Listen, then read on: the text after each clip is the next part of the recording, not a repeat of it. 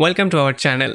This is the third video of our ethical hacking course. In this video, we will learn what is virtual machine. This is something that I mentioned in the previous video, but it is so important for us to finally understand what it is.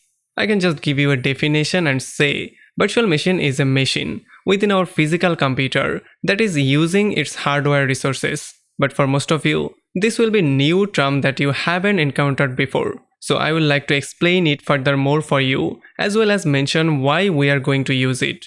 Let me start like this. All of us are running an operating system, and 99.9% of us are running one of the main three operating systems. You either have Windows, Mac OS, or Linux. Most of you have Windows or Mac OS. I doubt anyone will be running Linux. But nonetheless, those are the three main operating systems. But what if we wanted to running two different operating systems on the same machine? Can we do that? For example, let's say you have Windows installed on your physical machine, but you wanted to install Kali Linux, or even better case, or you want to install 5 operating systems running on the different virtual machine. Can we do that? Yes, we can. But the question is, how would that work? Well, picture it like this. Imagine those 4 lines representing our computer. And we already know that any computer will have one of the 3 operating systems, Windows, Mac OS or Linux. But operating system is the not only thing defined our machine. Our machine also has computer parts. We have hard disk, processor, RAM memory, motherboard and many more computer parts that with the operating system make our machine work. Those computer parts are also known as hardware. But wait a second. Alexa, why are you telling us this? Thought this was a lecture on explaining how virtual machines work and not on hardware components. Well, hang on for just a second. We're slowly getting there. Picture a virtual machine. To build this smaller rectangle within our physical machine, which is this larger rectangle.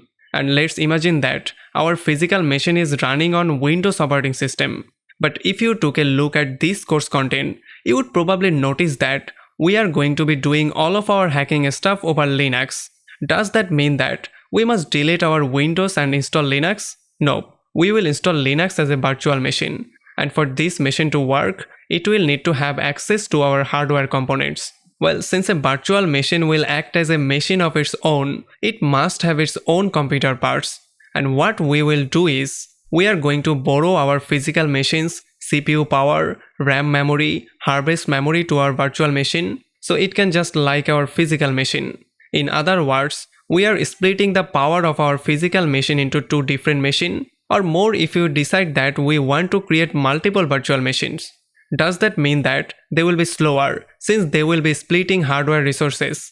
Well, technically yes, but it will not be noticeable for us. The more powerful your PC is, more virtual machines it will be able to run effectively. Another important thing is that once you shut down your virtual machine, all of the hardware resources used by it will get freed back for a physical machine to use.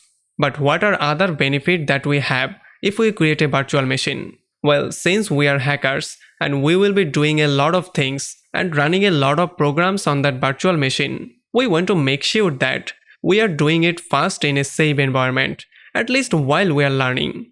The good thing about the virtual machine is that, for example, our machine starts getting some annoying error, or we get locked out of our files, or simply delete a file that we shouldn't have to delete it, and it crashes our virtual machine. But what if we, for example, get influenced by a malware or virus by accident, or we simply just install the wrong version of operating system, which we don't need? Don't worry, with just 2 clicks, we can delete the entire virtual machine with all of its files, and it will have no effect on our physical machine. Then we can proceed to create a new one for as many times as we want. We can also create something called a snapshot, which will allow us to save the current state of virtual machine, and with it we can revert back to that state whenever we want. It could be used if we, for example, run into some errors with our virtual machine. Sounds cool, right?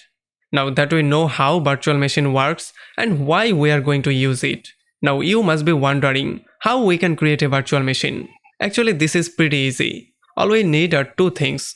We need an operating system that we want to install in that virtual machine, and we also need something called virtualization software.